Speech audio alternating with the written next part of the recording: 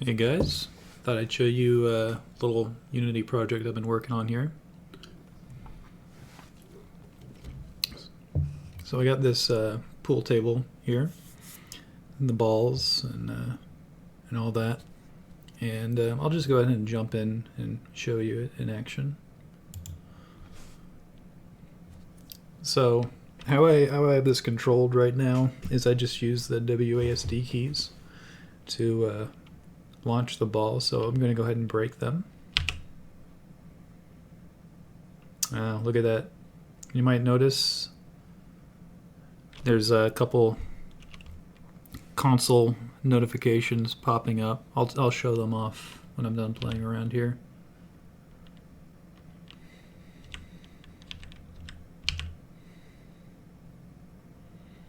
But you can just kind of go crazy with this. You can even do diagonal shots.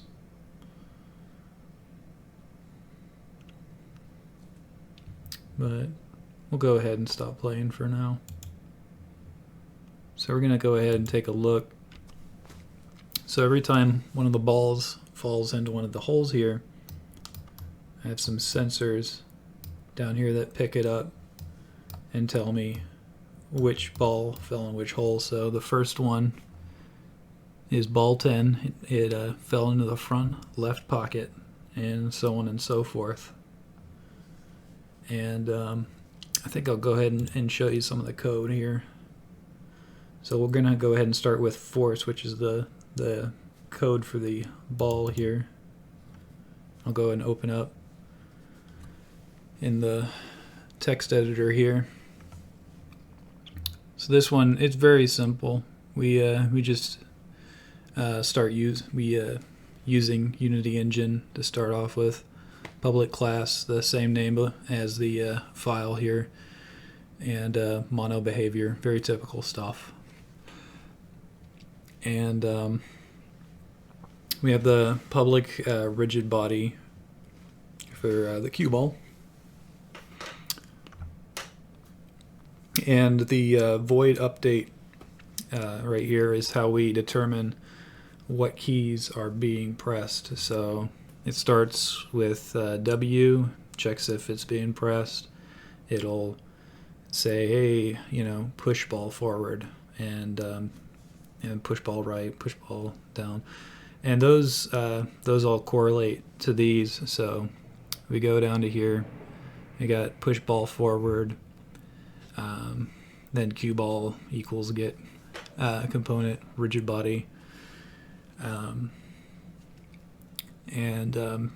This is where it really happens, which is the add force dot add force here.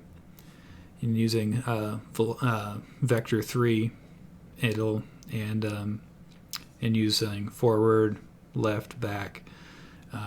Those are how the ball determines where it's going to be launched, and I multiply it by 30 to give it a little bit more oomph, and then I use force mode impulse. So it's not too complicated, and it's a pretty good way to start here. And I'm just going to show you one of the pockets.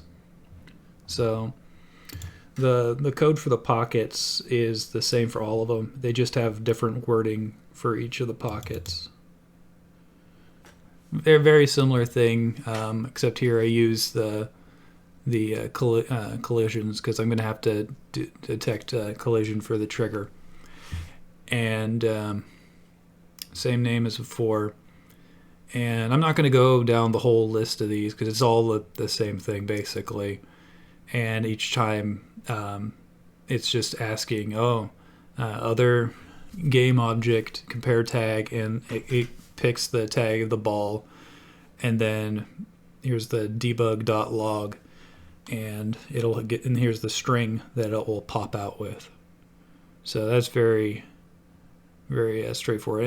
I'm not going to show you the code for all of them, because it's all the same. So each time that we had this pop down, it was being triggered to give us that message there. So I think that's about it.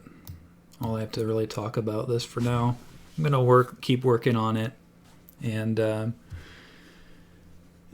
maybe have some like better controls for it or something. I don't know, but I thought I'd do a little guided tour to show it off.